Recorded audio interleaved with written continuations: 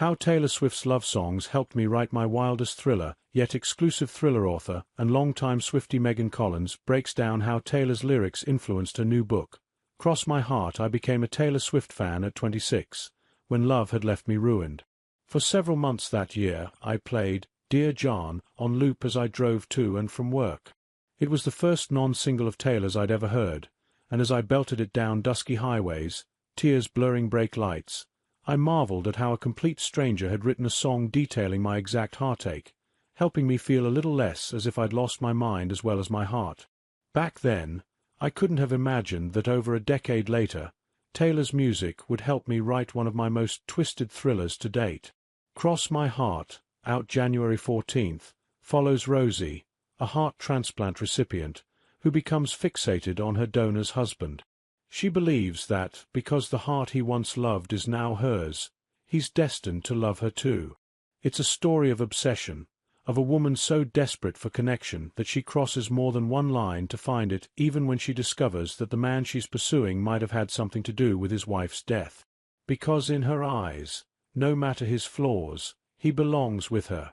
Related, Taylor Swift's literary Easter eggs are explored in new book exclusive. It should come as no surprise, then, that as I was brainstorming this novel, I had Taylor's You Belong With Me in my head. The song tells the story of someone pining for a friend who's too wrapped up with a pretty, popular girl to notice the one he's actually meant to be with has been right there the entire time. It's a sweet, hopeful love song, or at least that's how I'd always heard it. But when I listened with Cross My Heart in mind, a single lyric hit me like a record scratch. After Taylor spends several choruses asserting the song's titular phrase, she sings, "Think I know where you belong, think I know it's with me." She thinks she knows? To me, that line reveals that for all her insistence, all her certainty about this relationship, some of it is perhaps all in her head. That idea seems to foreshadow the Speak Now vault track. I can see you, particularly these lines. You won't believe half the things I see inside my head. Wait till you see half the things that haven't happened yet, and that kind of runaway imagination is so Rosie in Cross My Heart. Even as she finds real-life ways to interact with her donor's husband, Morgan, she's still fantasizing about him, still dreaming up connections they surely share, which only strengthens her conviction they belong together. The people puzzler crossword is here. How quickly can you solve it? Play now. Once I'd pinpointed that nuance in a classic Taylor love song, I couldn't stop hearing new layers in others, too.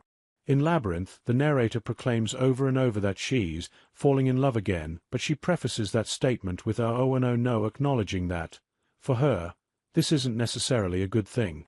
Listening to that song at my desk, I knew my book needed that perspective. Only, it was far too self-aware for Rosie, who's dying to find love before her new heart fails her, which is always a possibility with transplants. Enter Nina, Rosie's best friend, who tries so hard to be her voice of reason, cautioning her against starting a relationship with Morgan, reminding her that she's repeating patterns that have gotten her into trouble before. But just like in the end of Labyrinth, where our oh and oh no get overlapped by competing notes until the words become almost blurred, Rosie does not hear Nina's warnings. Even as her innocent crush leads her down increasingly menacing paths, Rosie tunes Nina out.